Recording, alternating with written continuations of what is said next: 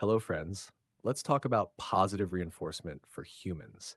And to ground this whole thing properly, I'm taking inspiration from Marcus Aurelius' Meditations, which is basically a long conversation a man had with himself about how to stay decent in a world that constantly tempts you to take the easy way out.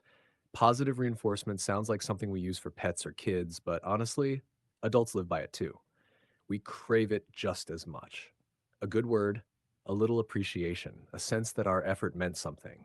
These things shape our behavior. But Aurelius makes a point that hits harder the more you think about it. Virtue cannot depend on rewards, because the moment it does, it stops being virtue and becomes bargaining.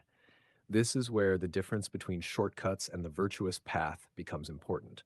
Children have to be made aware of that difference early because the world naturally rewards shortcuts. They're quicker, easier, and often flashier. You lie once and escape trouble. You manipulate a situation and get a benefit. You cut the line and reach first. These things work, and the world often doesn't punish them immediately.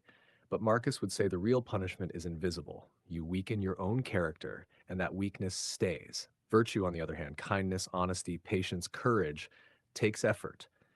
It's slower. It doesn't guarantee external rewards. And that's exactly why Aurelius reminds himself again and again not to depend on applause. If you expect the world to cheer every time you do the right thing, disappointment will eat you alive. The only stable reward is knowing you acted in accordance with your nature. Now, this doesn't mean we stop using positive reinforcement altogether. It simply means the reinforcement must shift from external to internal. Children need praise when they choose the harder, honest route, because that praise teaches them to value the right things. But eventually, adults need to grow into people who reward themselves with a clear conscience rather than someone else's compliment. Aurelius talks often about living in harmony with your mind, and that harmony is the true reinforcement.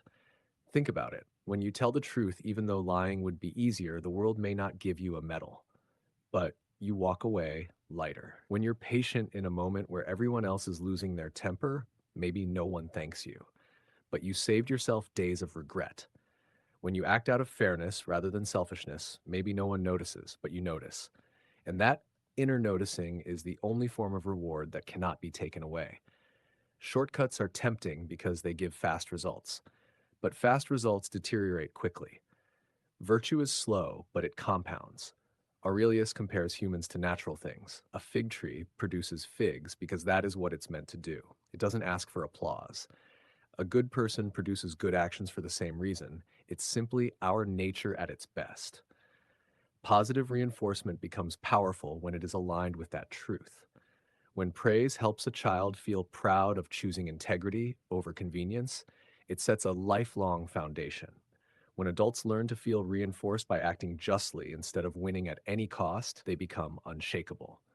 Aurelius keeps reminding himself, you're here to do the work of a human being.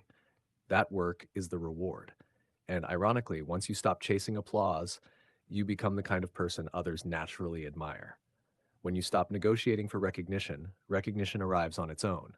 When you stop expecting life to reward virtue externally, life becomes calmer internally.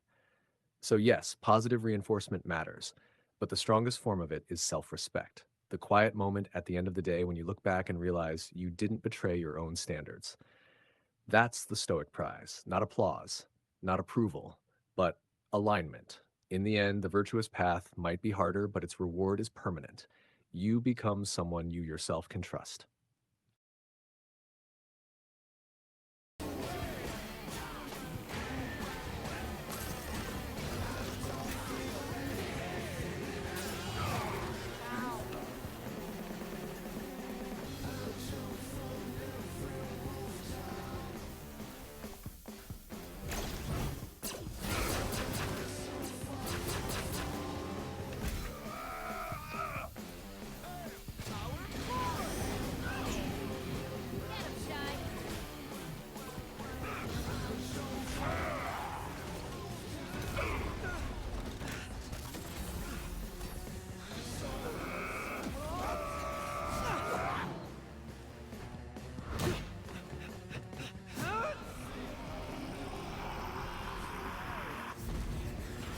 got a killer track.